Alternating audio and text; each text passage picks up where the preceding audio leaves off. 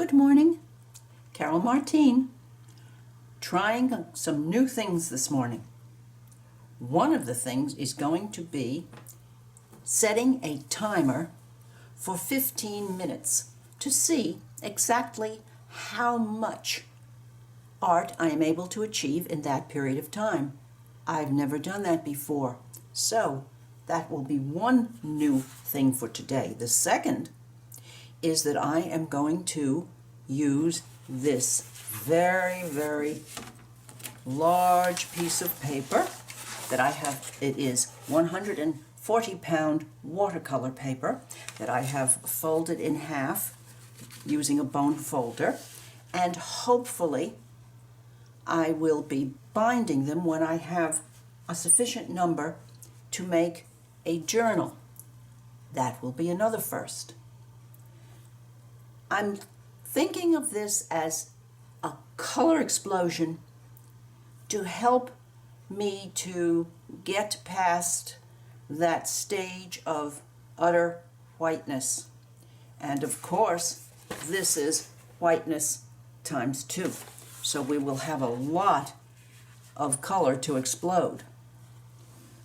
I will be using Magenta's Nuance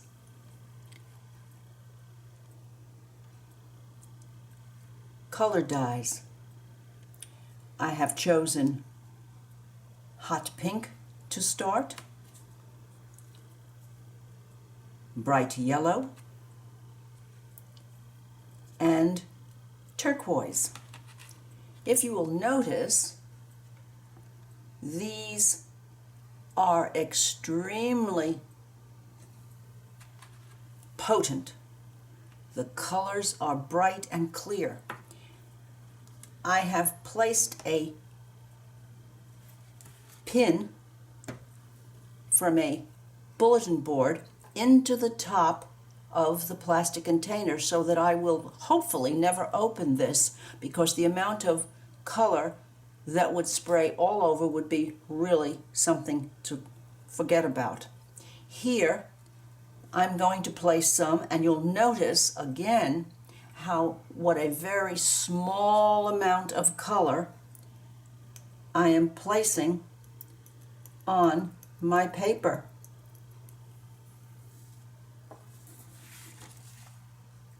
There. Let us now spray, but before that I'm going to put on a pair of gloves, because this will probably spread very quickly, and I wish to be in control of that when it happens. Here we go. You'll notice I'm using quite a lot of water to let this pigment do its thing.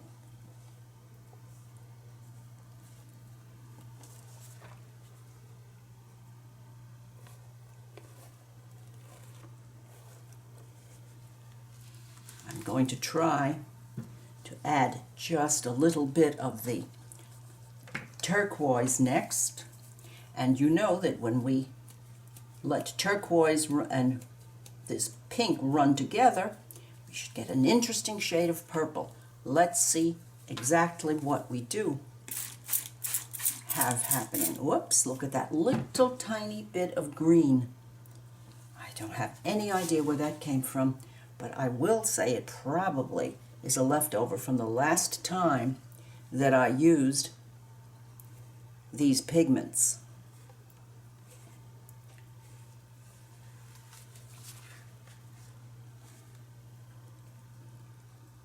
Oh dear.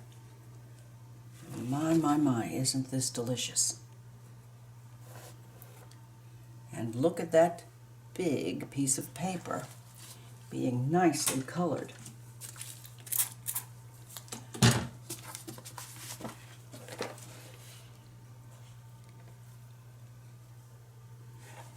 Let's see what happens now if we use a watercolor brush to help things along a bit.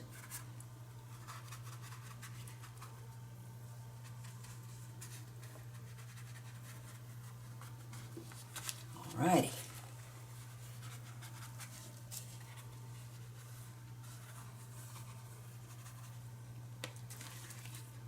Now I want to try some of my bright yellow. And if I put it over here in the area of the blue, we should not have any problems with color changing into brown. Oh my, I just tapped it. Let's see what happens, because this is a lot of pigment. My, isn't that a very, very juicy yellow? I'm still dealing, you'll notice, with quite a lake of water. Let's get our trusty brush going again and see what happens as we move that puddle of water around. This is very good quality watercolor paper, so it is handling this amount, seems to be handling it very nicely. Now I might want to lessen the amount of water on the paper, so let's try and see what happens if we apply our towel as a sponge to mop up some of this color.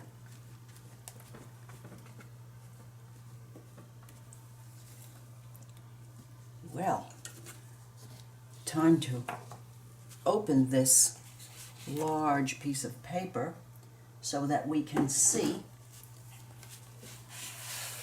where we are going on the full sheet. What color shall we use here?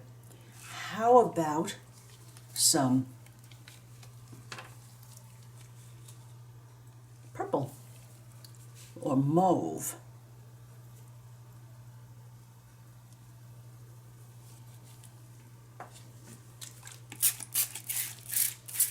Oh, Lord, look at that wonderful, bright color. And you'll notice the tiniest little bit of blue that has joined the party. Now I'm going to want this to run over onto the other sheet, so I'm going to encourage it to do that.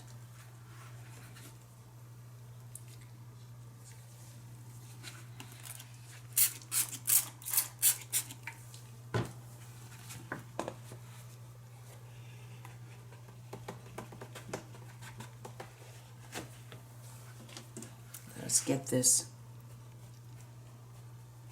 to be more willing to move and follow its natural pigment tendencies with the water. A little bit more the pink over in this area.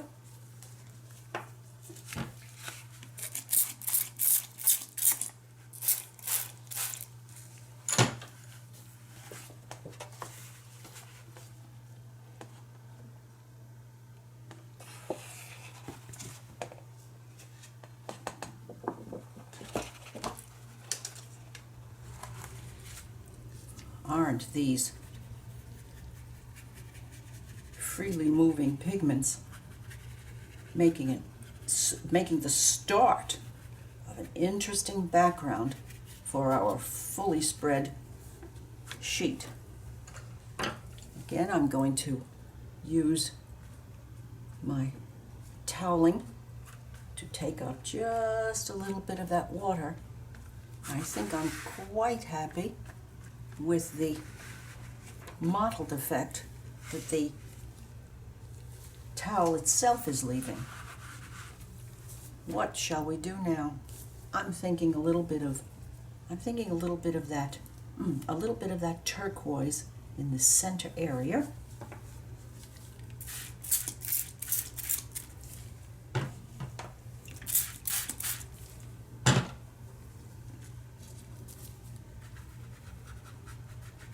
Again, we want to permit that turquoise to run where it will,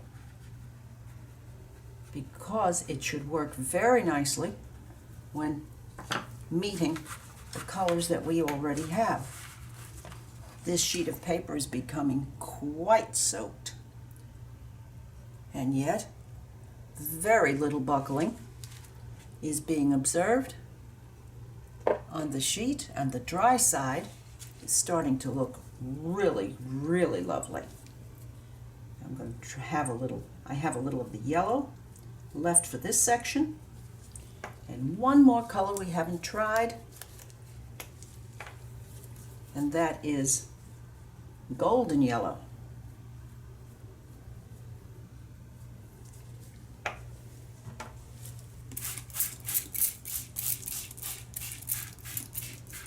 If you will notice, even if one tiny grain of the pigment from another area found its way onto the watercolor paper, when it's wet, it's going to show itself.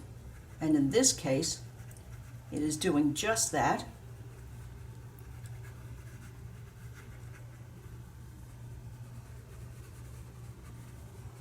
But I'm going to try to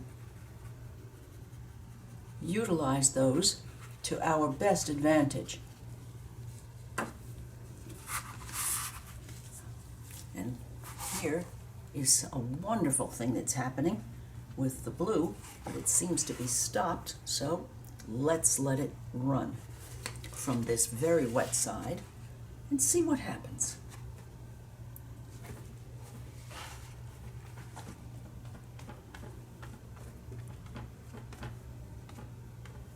Now, if you will notice, down at the bottom area, I have a section of that bright yellow, some of the turquoise, and some of the yellow that blended with some of the turquoise and has made a very, very small amount of green right here. And I have my last Nuance powder is green. It is called grass green. I'm going to put just a tiny bit here to see if I cannot play up some of that green.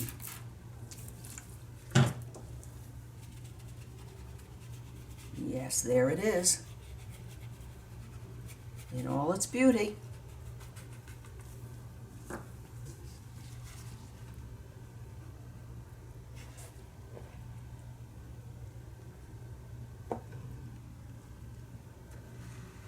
I believe that I am going to blot this a bit more, and then I'm going to pause so that you do not need to watch me dry this or to listen to my very, very loud heat gun. We'll be back when it's dry. Thank you. Here we are back with a semi-dry piece of watercolor paper. It took quite a while to dry it into a workable condition. I am going to use the original side that we started with, and here you will see the effect of the other side of our spread. I'm now wondering what I think I ought to do with the white edges, and I'm wondering if a little application of my regular watercolors might just help to bring that whiteness to bay. Let's look at this color. This is called Opera by Daniel Smith. It is a lovely, lovely color. So I am going to just get it ready to go. Wet my brush so that it is able to spread some watercolor onto that white rim. Before I do that, I'm going to use the water to get me ready to start applying my opera to this edge. Let us see what happens. Ah, yes, let me get in frame. All right.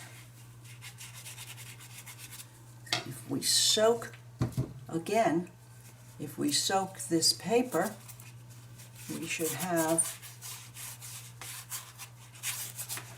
the problem solved to some extent. And as you can see, opera is rather a lovely, lovely shade of a true and vibrant pink. But since I am using so much water and trying to get as much mileage out of it as I can, it is a very attractive shade of very pale pink, just enough to bring us to the edge of this sheet.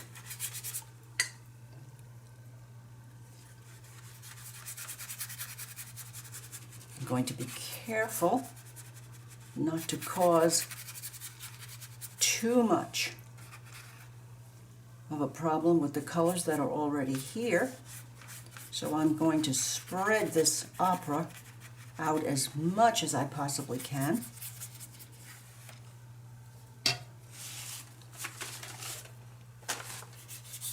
Here we are at the bottom of that side.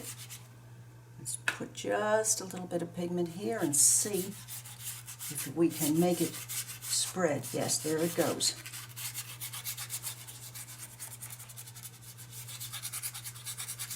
Note the lovely shade of orange that's forming when the opera mixes with the Nuance bright yellow.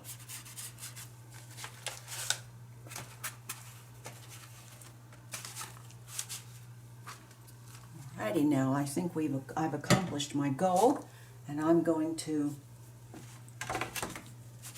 dry that section, and then we'll decide what it is that we want to do on this side to bring it even further to the fore. Be back momentarily. I am thinking now that I'm going to add some white to tone down and calm down these colors. They are pale, true, but since we are going to be working on this large spread for many weeks to come, I hope, I'm going to use some gesso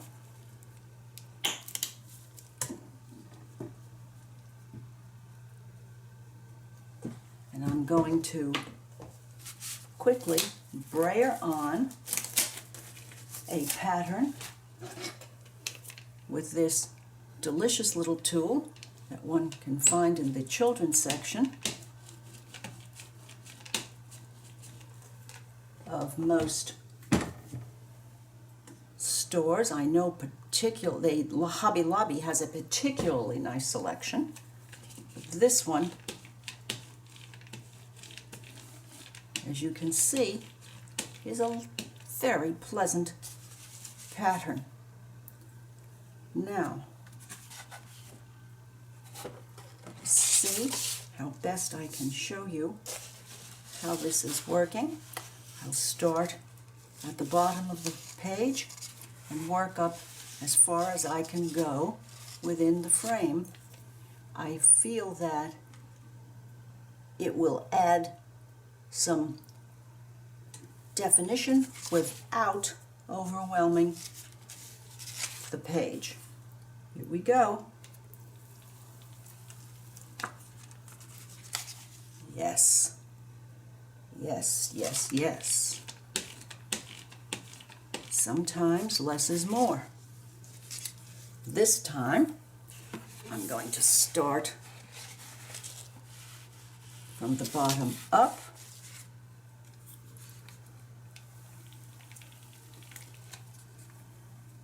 I want to show you exactly what this looks like close up. We're going to let this dry to leave some of that lovely, lovely texture. Now, because I have all of this paint out, I'm going to take a great chance, open the page and apply just a small amount for continuity onto the other side of our sheet, keeping my fingers crossed that we will get the same nice effect that we had here.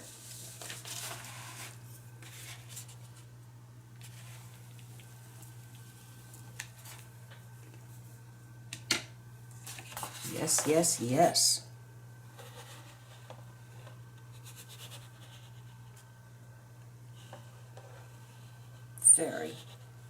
I'm very happy with that. Of course, less maybe is not more. I'm going to go back to this side and run a line down next to this one.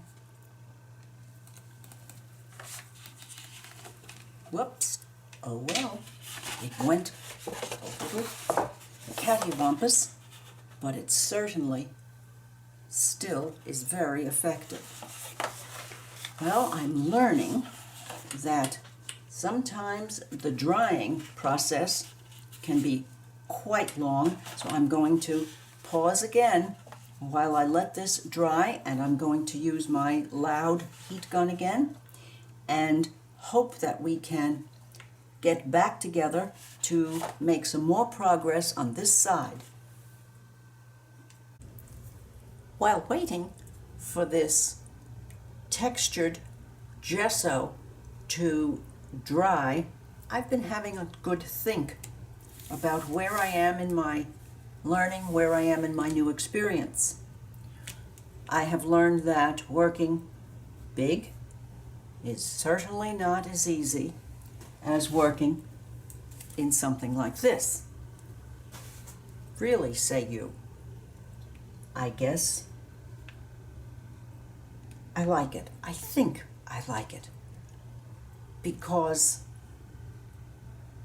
I've never faced an expanse like this, and it is something new, and I think that over the different parts of this experience, I will be able to continually add and see where we end up.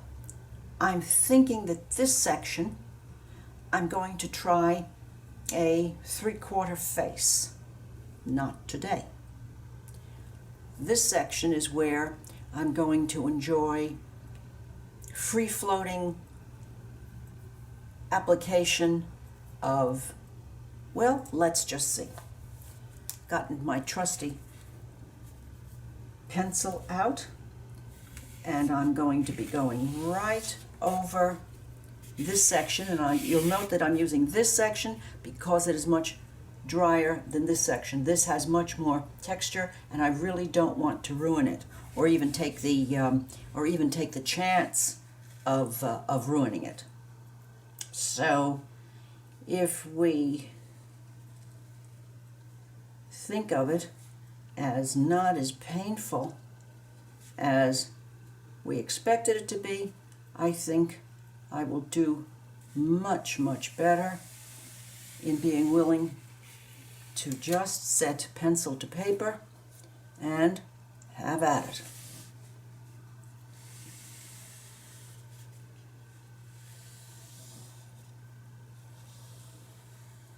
I have no idea what this is or what it's going to be when it ends.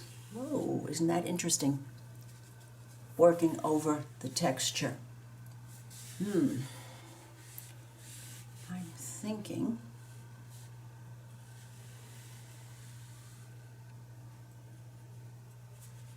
that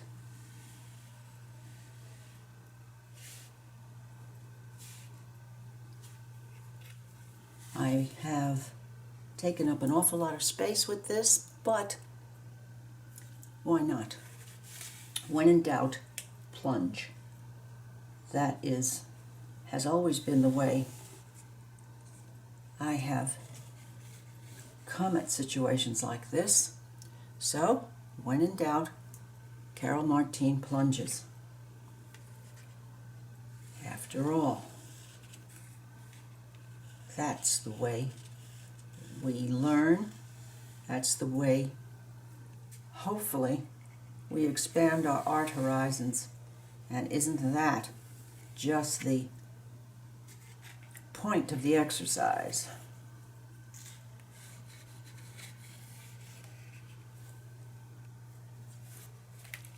Wow.